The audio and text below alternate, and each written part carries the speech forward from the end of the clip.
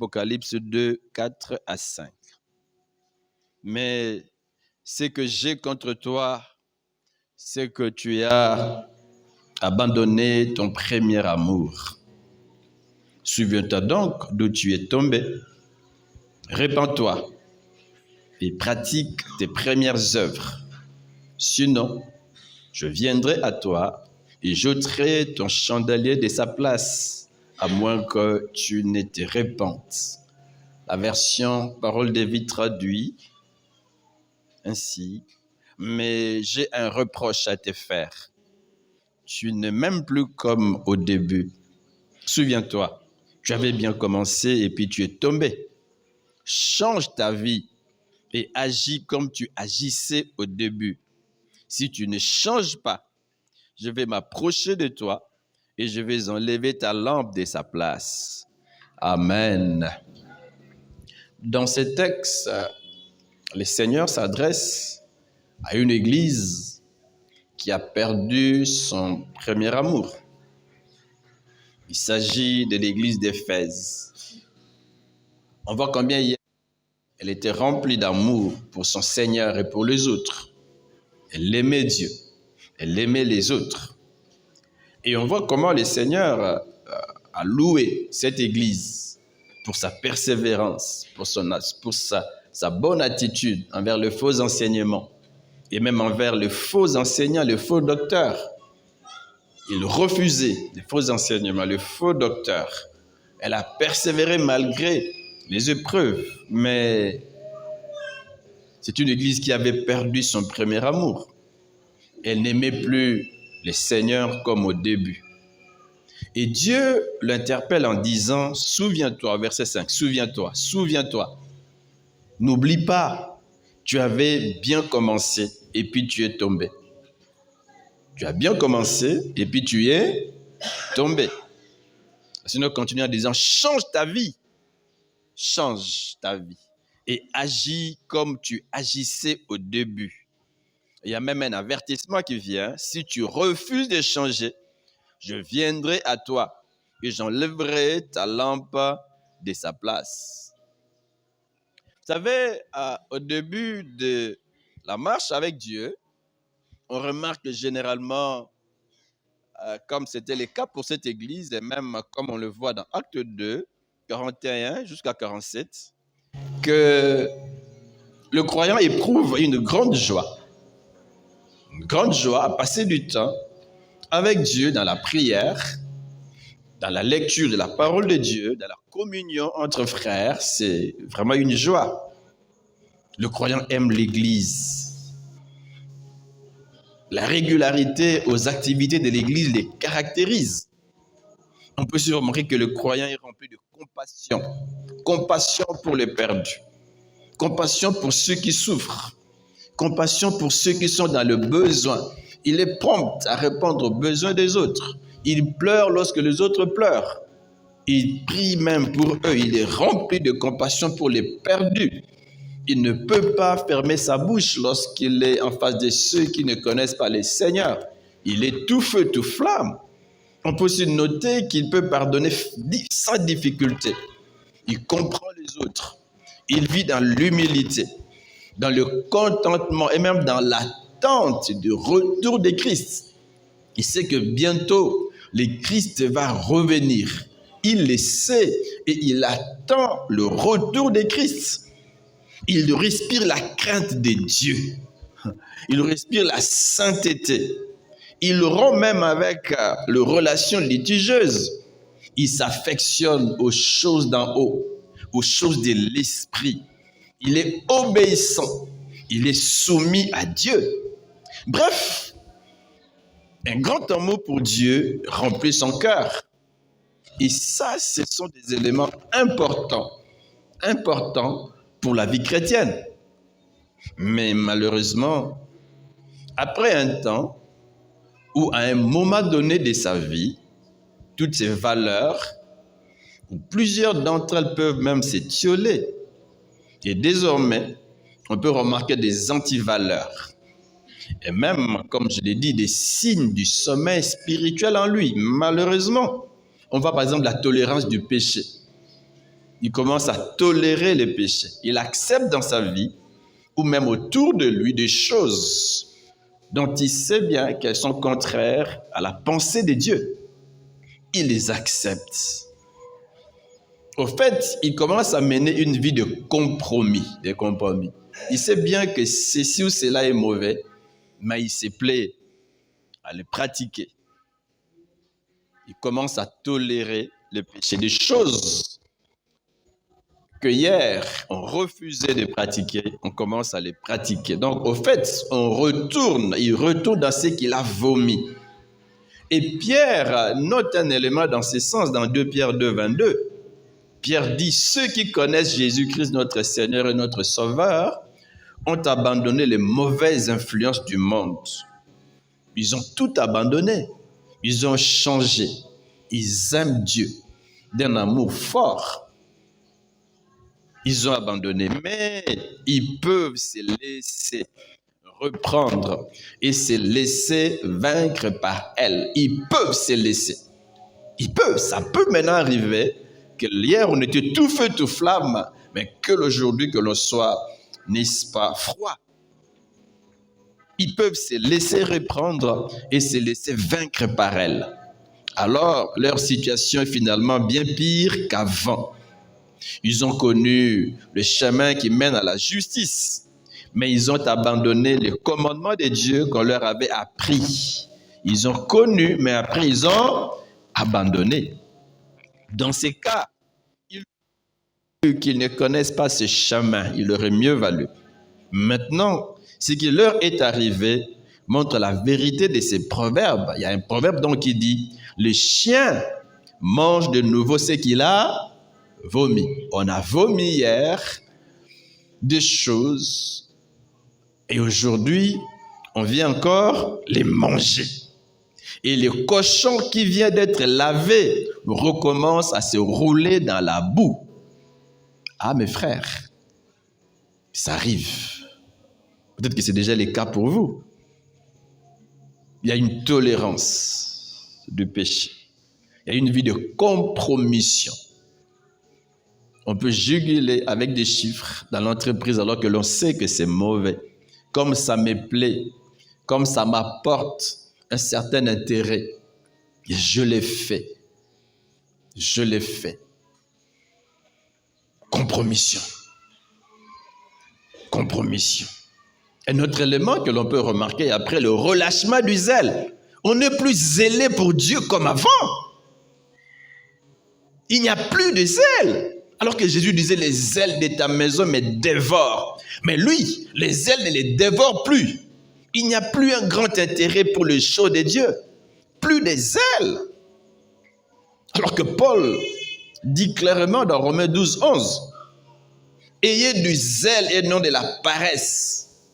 Soyez fervents d'esprit, servez les seigneurs. Une autre version dit, ne devenez pas nonchalants dans votre travail. Faites-le avec énergie et zèle. Ne laissez jamais votre ardeur se refroidir. Mais notre ardeur peut se refroidir. Plus de zèle, plus d'amour pour l'Église, plus d'amour pour l'évangélisation, plus de zèle, plus d'amour pour les services de Dieu. Il n'y a aucun intérêt à être tout pour Dieu. Il n'y a aucun intérêt à être dans la maison de Dieu. Aucun intérêt à servir Dieu comme avant. Il n'y a plus de zèle, il y a un relâchement. Et on peut encore peut-être voir dans sa vie une mauvaise fréquentation. On commence à fréquenter des gens que l'on ne doit pas fréquenter. Alors que la Bible dit, les mauvaises compagnies font quoi? Corrompent les bonnes mœurs. Les mauvaises personnes détruisent les bonnes. On peut commencer à fréquenter des mauvais amis alors qu'avant on les évitait. C'est pas qu'on les haïssait, mais ils ne partageaient pas notre vie intime. Mais maintenant nous sommes avec eux. Nous les fréquentons. Et généralement on devient comme ceux que l'on fréquente. On commence à faire comme eux et l'on trouve normal de sortir avec des filles comme eux, avec des garçons comme elles. Il y a une certaine influence négative sur nous à cause de mauvaises fréquentations. On peut aussi voir dans sa vie la conformité au monde. On veut vivre comme le monde, on veut maintenant faire comme eux. On veut même récupérer. Ça arrive, mes frères, qu'avant, on n'aimait pas la musique mondaine, mais à un moment donné, lorsqu'on tombe, on revient dans ces choses. On commence à chanter comme ces gens-là, même à danser ces musiques. Mes frères, la conformité au monde, la Bible dit, ne vous conformez pas au siècle présent. Ne vivez pas comme les hommes du monde. Ne vous conformez pas. Ne copiez pas. Ne vous coulez pas dans le moule de tout le monde. Ne devenez pas comme le monde. Est-ce que vous me suivez? On peut aussi remarquer l'effet suivant.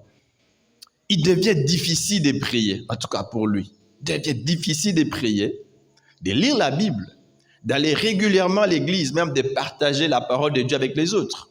Ça devient difficile. Il n'y a plus une joie dans ce sens-là. On n'aime plus servir. On peut même avancer des raisons, plusieurs raisons, pour ne pas ou pour ne plus servir. Avant, l'on servait avec zèle, avec joie, mais maintenant, on ne sert plus et l'on avance des raisons. On s'affectionne aux choses de la terre. On recherche d'abord ce qui fait plaisir à la chair plutôt qu'à ce qui fait plaisir à Dieu. Or, on sait que Colossiens 3,2 dit « Affectionnez-vous aux choses d'en bas. » Amen. Non, il faut bien suivre. Affectionnez-vous aux choses d'en haut et non à celles qui sont sur la terre. Mais lorsqu'on dort, on peut commencer à s'affectionner aux choses d'en bas, à prendre plaisir à ce qui fait du bien à la chair. On peut même voir une fille ou un garçon qui s'est préservé toute sa vie, ouvrir la porte à l'impureté, à l'impudicité. Un garçon qui n'a jamais fumé, qui commence à fumer. Quand il était dans l'église chrétienne, sans compromission, il ne fumait pas. Mais maintenant, il commence à fumer. Maintenant, il commence à boire de l'alcool, il commence à boire du vin, alors qu'avant, ce n'était pas le cas. Tout a changé. Et il commence même à trouver normal s'il est marié de divorcer. Ou même par souci de richesse, de la célébrité, il commence à fréquenter des loges. On est tenté de fréquenter des loges, de toucher à gauche et à droite parce que l'on veut être célèbre, parce que l'on veut avoir plus. Il y a cette tentation dans son cœur, alors qu'avant, ce n'était pas le cas. Vous voyez, mes frères, le cœur est tordu. On peut donc voir, comme a dit un auteur, les chrétiens perdre peu à peu, ah oui, leur premier amour, peu à peu. Ça vient petit à petit, parfois on ne s'en rend pas compte, mais on est déjà dedans, on est déjà tombé. Il n'y a plus d'amour, de zèle pour Dieu.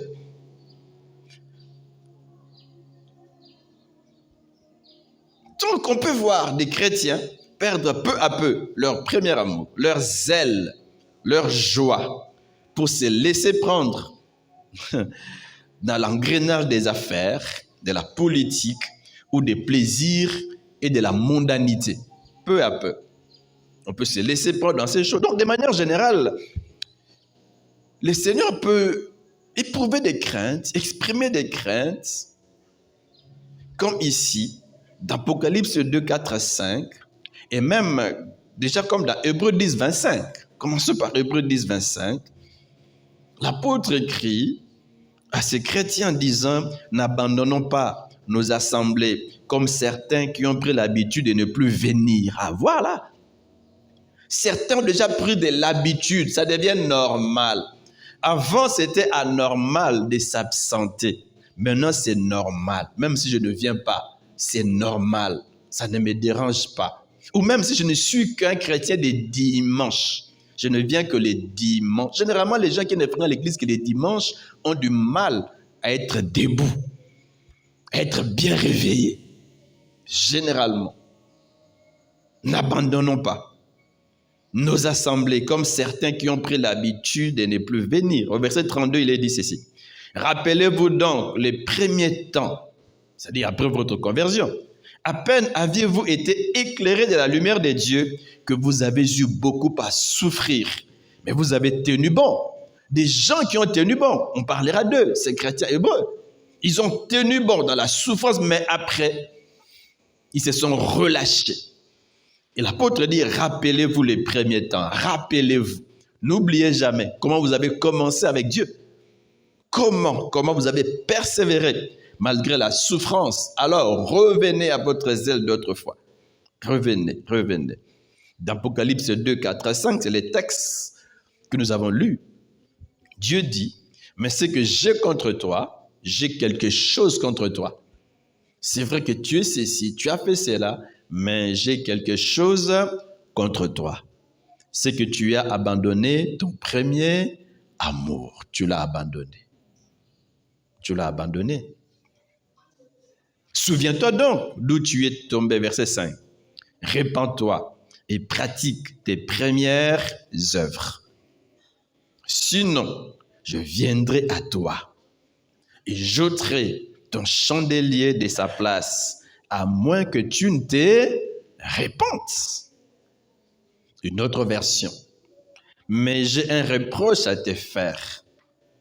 Tu ne m'aimes plus comme au commencement. Tout a changé. Tu ne me sers plus comme au commencement.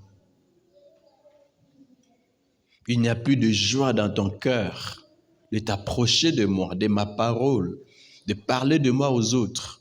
Il n'y a plus rien, plus de zèle, plus d'amour pour moi, plus d'amour pour les autres. Il n'y a plus rien. Tu tolères le mal. Ce que j'ai contre toi, il y a un relâchement. Ce que j'ai contre toi, tu vis dans la compromission. Frère en Christ, sœur en Christ. Célibataire, mais tu vis comme un marié, comme une mariée. Oh! Ce que j'ai contre toi, c'est que toi, frère en Christ, sœur en Christ, fiancé, tu vis déjà comme un marié. Ce que j'ai contre toi, c'est que tu vis dans la compromission. Tu sais fort bien que c'est mauvais, mais tu tolères cela. Voilà ce que j'ai contre toi, dit la parole de Dieu. De quelle hauteur tu es tombé? Prends-en conscience. Change d'attitude et agis comme tu l'as fait au commencement. Voilà. Dieu nous exhorte à revenir à notre premier amour. Combien nous l'aimions autrefois.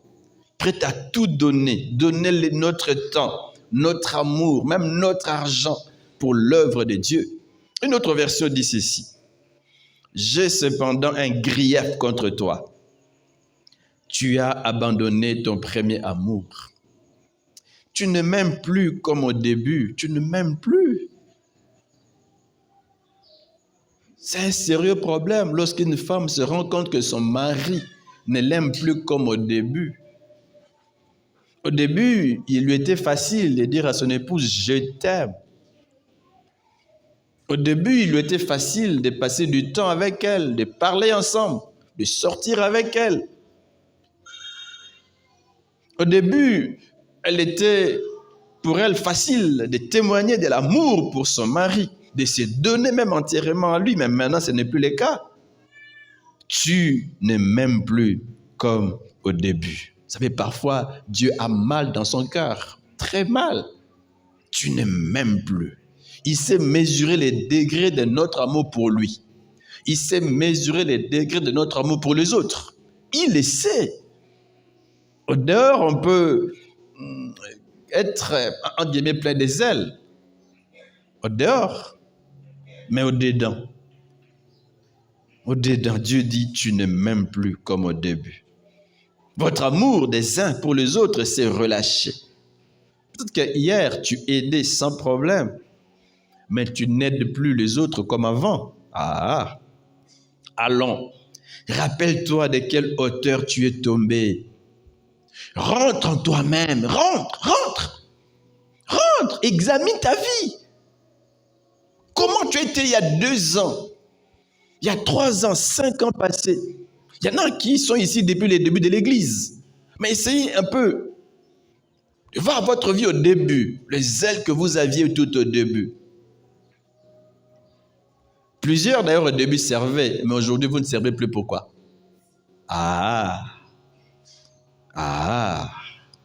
Rentre en toi-même, change d'attitude et vis de nouveau comme au commencement. Voilà, vis de nouveau comme au commencement. C'est un conseil que Dieu nous donne. Vis de nouveau. Reviens à ce que tu as été hier. Mais c'est bon, d'abord, que l'on soit conscient que quelque chose a changé. Le sommeil, c'est quand quelque chose a changé en nous. Et le réveil, c'est quand on en prend conscience. Quelque chose a changé en moi. Je n'aime plus mon épouse comme avant. Je n'aime plus mon mari comme avant. Je n'aime plus mes parents ou mes enfants comme avant. Quelque chose a changé en moi. Il faut en prendre conscience. Rappelle-toi de quelle hauteur tu es tombé. Rentre en toi-même. Change d'attitude et vis de nouveau comme au commencement. Reprends ta conduite première. Ah oui. Retourne à tes œuvres originelles. Retourne à tes œuvres originelles. Retourne. Ça, c'est un conseil que Dieu nous donne. Retourne.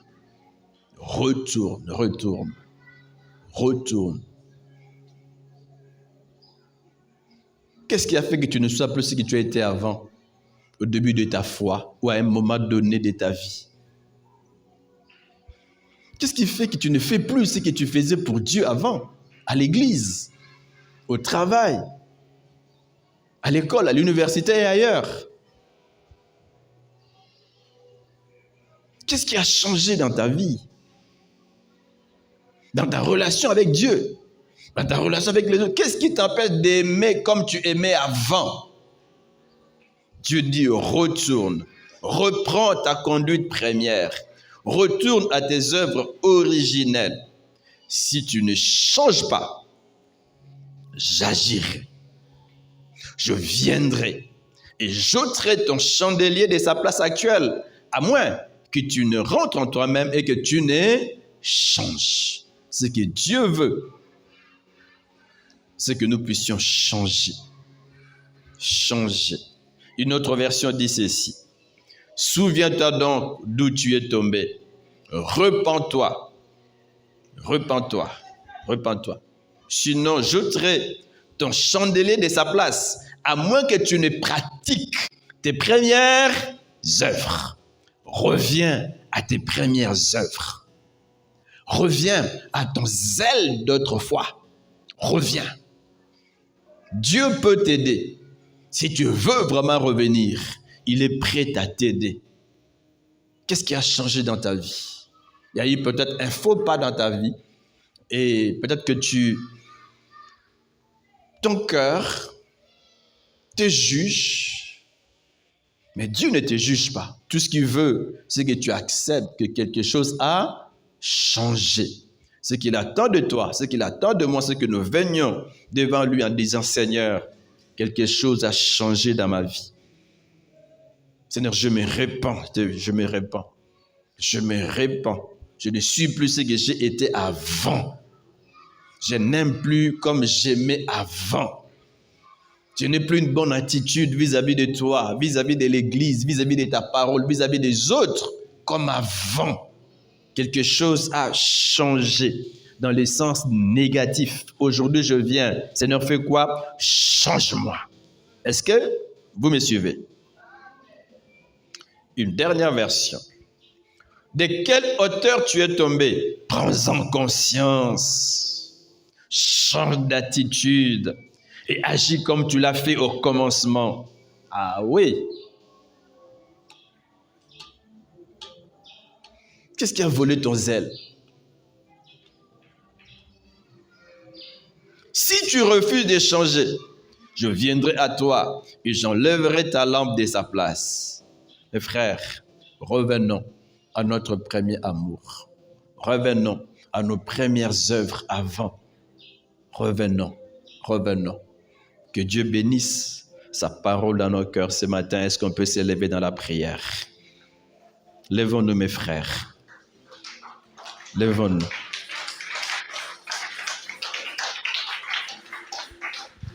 J'aimerais que pendant un temps, que nous puissions réfléchir. La Bible dit, prends conscience d'où tu es tombé. Et reviens. J'aimerais en tout cas librement que nous puissions prier. N'attends pas qu'il y ait